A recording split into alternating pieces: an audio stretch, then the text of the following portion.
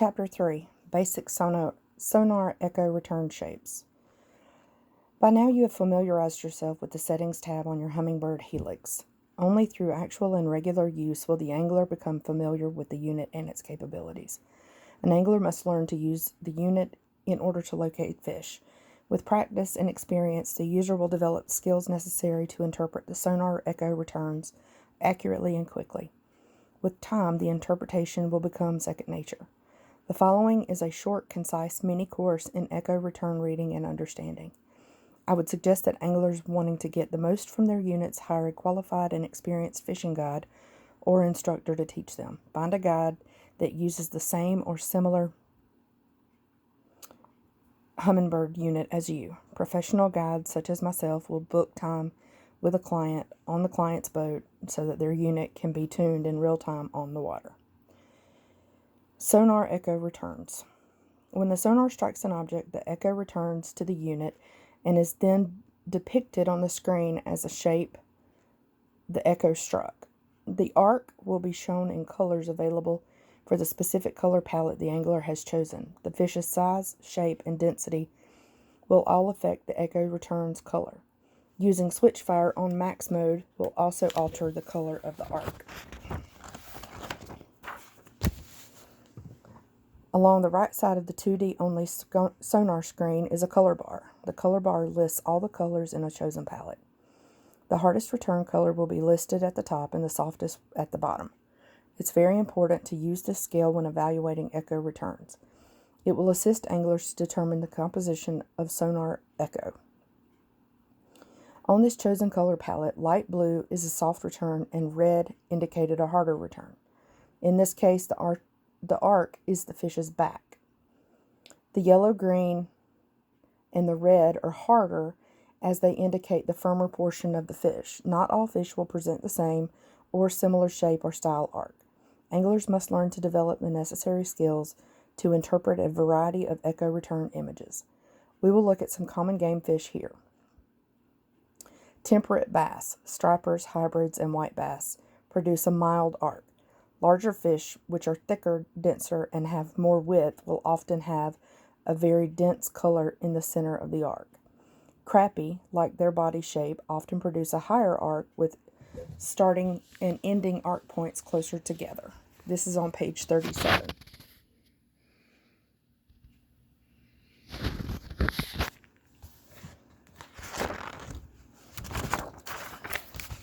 Catfish present with a very unique shape, and their width and density also are reflected in the sonar. The head of a catfish is very hard, then the body and tail narrow and are less dense. This is often seen on the sonar as an elevated arc.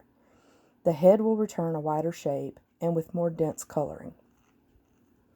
The body and tail produce a dropping slope of softer colors from the mid to lower sections of the color bar. Catfish returns on the screen will be an arc that does not resemble any other freshwater fish. It is often referred to as a cobra-shaped arc. This is on page 38.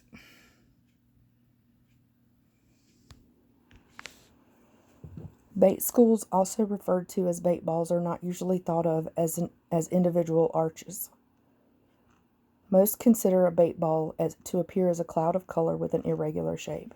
However, bait can show up in many ways on the 2D screen. Gizzard shad can grow to 18 inches in freshwater lakes in the United States, so it's possible that a school of large bait could be viewed on screen as large arches. How can anglers tell the difference between bait and game fish? It's easier than you might think. We need to use a systematic method to evaluate the echo returns. First, the overall shape. Second, the presence of visible arches. Third, the size and shape of the arches. Finally, the color of the echo return. Frequently, there will be gaps in the mass of color. Schools of larger size shad may produce arches even when they appear tightly packed. I always look to see if the arches have dense colors from the upper portion of the color bar, which could help determine whether it may actually be a game fish. If the school is tightly packed, but the colors are from the lower end of the color bar, it would indicate that the fish are most likely thin and without density, indicating a potential that they are bait. If the school is tightly packed and no arches are visible, then I look at the shape of the mass. Does it appear cloud-like? Does it have an irregular shape? And are the colors from the lower portion of the color bar? If so, they are most likely baked. Because the 2D view is actually a compressed three-dimensional environment, it is possible that the arches created by the presence of other fish in the area overlap into the bait ball's shape, or that the fish are actively feeding on the bait ball. Keep in mind that there is no standard shape, no standard density, and no standard coloring of a school of bait. Based on the school's density and number of fish and its position in the water column, the bait ball might not even be visible on the screen, but can be seen on the water's surface by the angler. This is on page 39. There's a bait ball.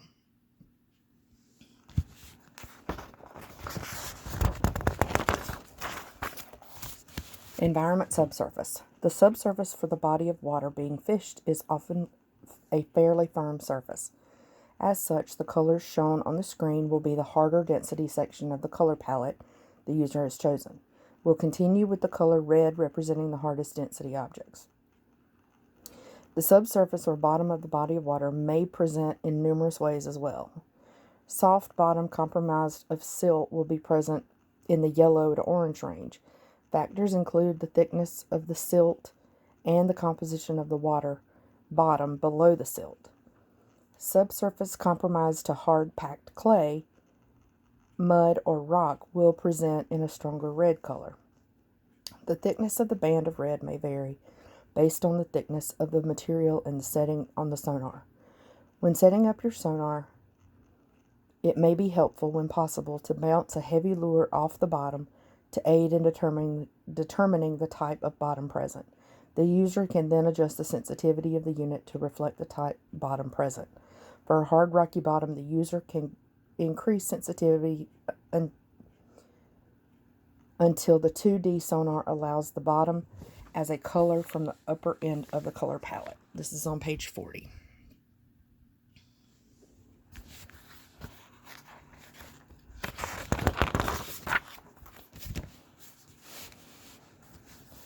Chapter 4.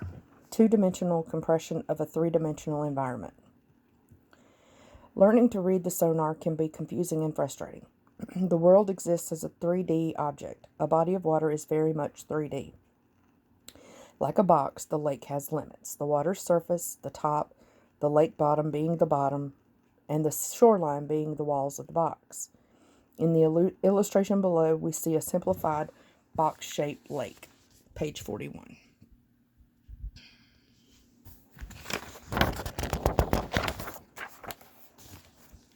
The water has depth, the lake bottom has width, and the depth of the field is the length.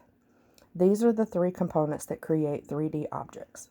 The sonar compresses a 3D object into a 2D image. The depth of the field has been removed in the compression.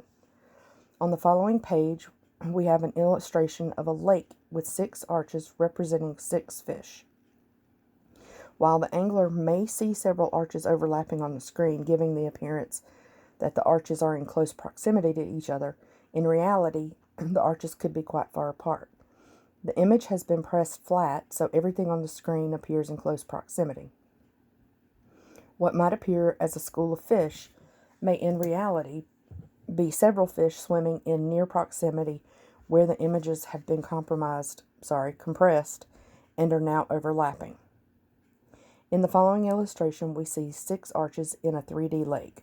On the right, we see how the sonar will relay the echo returns on the screen. On the left, fish are spread out swimming apart from each other. On the right, they appear as a single school of fish. Page 43. These are the illustrations we just discussed. With only a 2D sonar view, there is no way to determine the degree of separation of these echo returns. However, with the use of side imaging, anglers may be able to use the 3D imaging to determine that those fish are separated and not a single school. Several factors can affect the ability to determine this, such as strength of return, number of fish, and size of screen. Anglers must learn to interpret the compressed information accurately in order to do well on the water. Sonar frequency beam. The transducer's frequency produces a conical shaped beam. Only items within the beam are struck with the sonar echo and send a return resulting in a shape on the 2D sonar. In the following illustration, we see the 2D sonar full 150 to 220 kilohertz, 42 degrees and 25 degrees combined conical beams. The red arches outside the beam are not included in the echo return. Those in the beam reflect the sonar and produce a return. Only a portion of a fish is within the beam, and therefore only that portion returns on an echo. The image produced on the screen is a partial arch.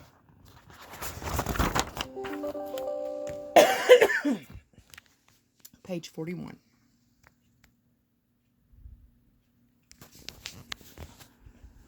The 2D sonar screen does not report the direction of an echo return's location with respect to north, south, east, or west. It only reports the return's location as to the depth of the contact within the sonar cone.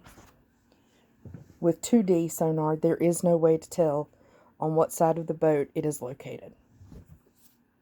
This stops on page 44.